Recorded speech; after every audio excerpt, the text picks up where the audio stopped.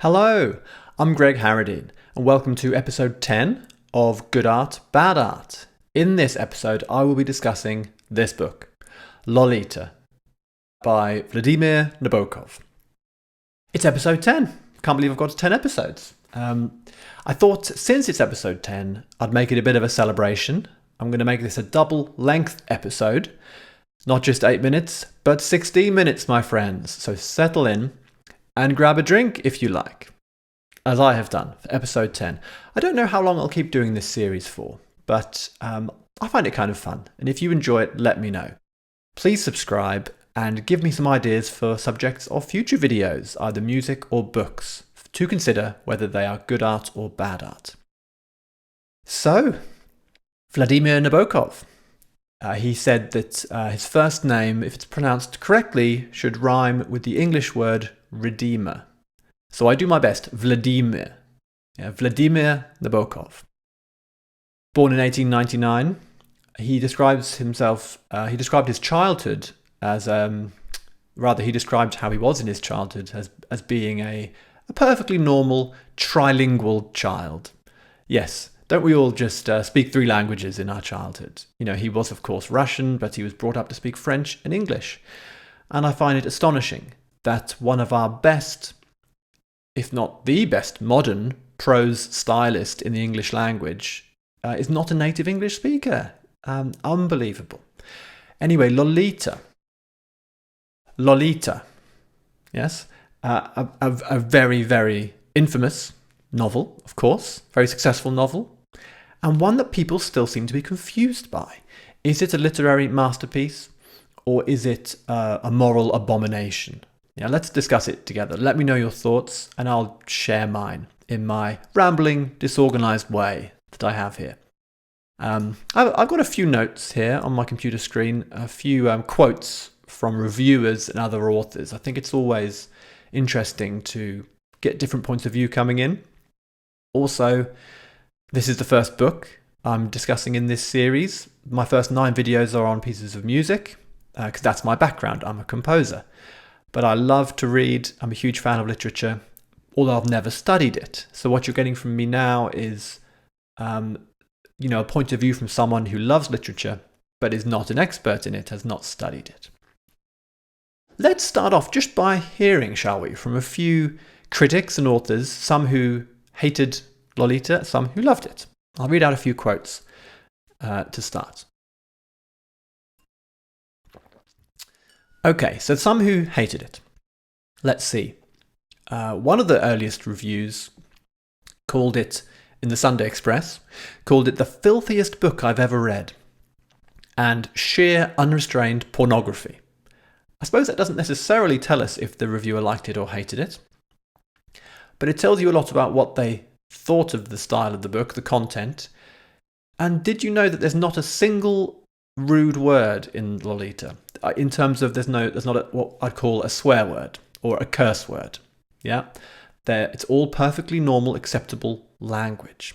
Interesting.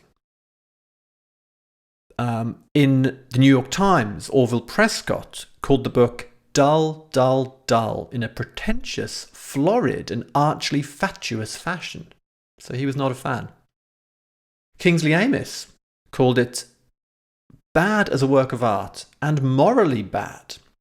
A Charles Atlas muscle man of language as opposed to the healthy and useful adult. So there we go. A couple of negative opinions there. Interesting that Kingsley Amis called it morally bad, which raises the question, does a novel or a work of art need to be moral? Let's come back to that question in a minute. Remember that question. Consider your thoughts on it. Let's hear some positive thoughts about Lolita. Let's see. Joanne Harris, author of Chocolat, wrote, "This novel, so often condemned as obscene, contains not a single explicit phrase, but instead radiates colour and sensuality throughout, spinning the straw of obscenity into the gold of rapture." Well, very well put. We could hear from Martin Amis, the son, of course, of Kingsley Amis, who hated it. Well, Martin had the opposite view. Martin is a huge Nabokov fan, and he wrote, "In a sense, Lolita is too great for its own good. It rushes up on the reader like a recreational drug, more powerful than any yet discovered or devised. In common with its narrator, it is both irresistible and unforgivable." I like how he compared it to a recreational drug. This ties in with something I saw posted on Reddit, where someone wrote, "You will come crawling back to it like a Stockholm syndromed crack addict, craving some more of that sweet, sweet prose." And yes, for those of us who love it, and I count myself in that cohort, it is like a drug. Where's that other quote I wanted to read? Yes, another Martin Amis one. This really sums up for me Nabokov's style and the hold he has on certain readers. Martin Amis wrote, "To read him in full flight is to experience stimulation that is at once intellectual, imaginative, and aesthetic, the nearest thing to pure sensual pleasure that prose can offer." Yes, I agree. The nearest thing to pure sensual pleasure that prose can offer. Absolutely. We'll get through to the actual my views on the book itself in a moment. You might be wondering, why am I wearing this very gaudy shirt? Well, this is a very American novel. Despite its author being Russian, it's set in America. Nabokov was living in America at the time he wrote it. So I thought I'd wear a shirt. It's a bit of bad taste. You know, America, as great as it can be, certain elements of it are often considered in slightly bad taste. And that comes through in the novel very well. You know, bad motels, you know, candy, terrible magazines. Anyway, I thought I'd just, wear this shirt for a little bit of fun. So, the book. Should a work of art be moral? Does it need to be moral? Absolutely not, I would say. And Nabokov would agree. I'll read a quote from him. He said in an afterword written to the book, I don't think the first edition, but I think a later edition, he wrote that there is no moral to the story. And thank God for that. You know, in childhood, we read books, they usually have a moral. But then I feel as an adult, we can outgrow that. I think often the best novels and films do not need a moral. You know, it shouldn't be they lived happily ever after, or it shouldn't be that, you know, the bad person gets their comeuppance. That's not how real life works, frankly, is it? And I think as adults, we don't need to look for the moral in everything. Of course, in our own lives, in our real life, absolutely, we want to be moral people, most of us. And I certainly do my best to be a moral person. Nabokov himself was, by all accounts, a very kind and moral man. But in art, for him, and I would agree with this, we don't need to think about what's moral in the creation of a work of art. Of course, the subject matter is disturbing. Let's get down to it. It's about Humbert Humbert, who, when he first meets Lolita, or Dolores Hayes, to give her full name, he is, I think, 36 or 37, and Dolores is 12. He is attracted to her and pursues that attraction and consummates that attraction many, many times. So it's a novel, there's no beating around the bush, it's a novel about paedophilia. And that's a huge, I can totally understand why many people wouldn't even want to open this book, let alone read it, let alone enjoy it. Because, you know, if you said to me, would you like to read a novel about paedophilia? I would think, well, no. But somehow, this is the magic of Nabokov. Not only does he write a novel on this theme, it's beautiful and it's even funny. And of course, it's unbearably sad as well. But he is, in a way, playing a game with us. Nabokov, I should say. He's playing a game with his readers. He often likes to do this. He's trying to get us caught in a trap, in a way. You know, what do we think of Humbert Humbert? By the way, who is a charming man in many respects. He's very charming. We end up not being on his side, but we are sympathetic to him. And that's the trap Nabokov set for us to end up liking Humbert Humbert. Lolita, in many ways, is often not very likable. It's true to say. But the novel is, of course, told from the perspective of Humbert Humbert. So we can't truly believe everything he's saying. It's all cloaked in his own language, from his point of view, you know. And it's funny that, of course, I would have no interest if this was non-fiction.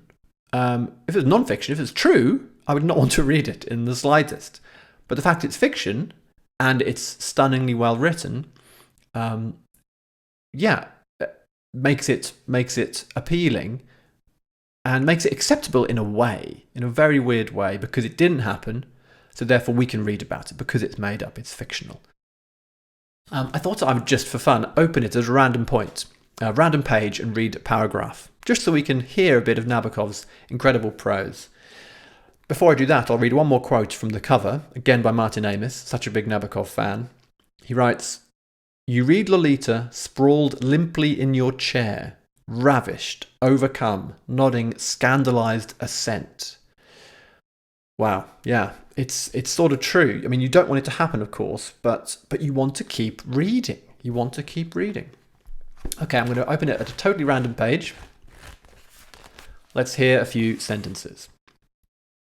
At first, Lo had refused to try what it was like, but curiosity and camaraderie prevailed, and soon she and Barbara were doing it by turns with the silent, coarse, and surly but indefatigable Charlie, who had as much sex appeal as a raw carrot, but sported a fascinating collection of contraceptives, which he used to fish out of a third nearby lake, a considerably larger and more populous one, called Lake Climax, after the booming young factory town of that name.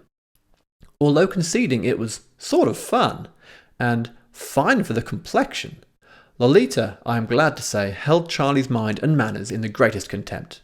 Nor had her temperament been roused by that filthy fiend. In fact, I think he had rather stunned it, despite the fun. There we go. You get something of Humbert's manners there, something of his style. Yes, this novel catapulted Nabokov to fame and perhaps to infamy. Did you know it sold over 100,000 copies in 3 weeks? Interesting how, a novel on such a theme could sell so well in America. It's the only novel, no, it was the first novel since Gone with the Wind to sell in such numbers. So clearly, the fact that it is about this sort of obscene topic did not scare off many hundreds of thousands of readers. It's now sold in excess of 50 million copies worldwide. Yes, which goes to show that we must all admit it to ourselves as adults. We want to read about things that are shocking sometimes, right? Who wants to read a book about totally normal life with a happy ending and everyone's in love? Boring, right? We often want to read about murders. Crime fiction is hugely popular. We want novels with sex appeal. And when you combine that with huge literary talent, sensual prose, then it can really become something, an example of great art, which this is. People who often say, this is disgusting, this is a disgusting novel, how could someone write such a thing? These are the people who often go looking out of their way for things that are shocking in novels and then complain about it. It's like the story I remember that Christopher Hitchens once told about Samuel Johnson and his dictionary, his new dictionary of the English language. And one day these two old ladies came along to his house and were chatting with him and said something like, we're so pleased to see, Dr. Johnson, that you haven't included any rude words in your dictionary. And Dr. Johnson apparently said something like, well, and I congratulate you ladies on, having the curiosity to look for them. And that's it, isn't it? Some people like to hunt out these things and then complain about them. If it's not your cup of tea, I totally understand. If the subject matter is too close to home or just too upsetting, that's absolutely fair enough. I'm not saying everybody should read this novel, but I'm saying novels can be written about anything. We are happy to read about murder. You know, I think truly pretty much no topic should be out of bounds. If it's a badly written novel about an awful topic, it should go in the bin. No one should read it. But if it's a huge monumental work of art, then it can be about anything and we should celebrate it. Let me see, is there anything else I should say before my 16 minutes runs out even? What else could I say? Just that it's an incredible, incredible novel. I'll tell you what I will show you is, I have, of course, an English language copy. I have a Russian language copy that my friend Andy bought me back in the day when I said maybe one day I'll learn Russian. I'm not sure I ever will, but who knows? Maybe I will. Goodbye.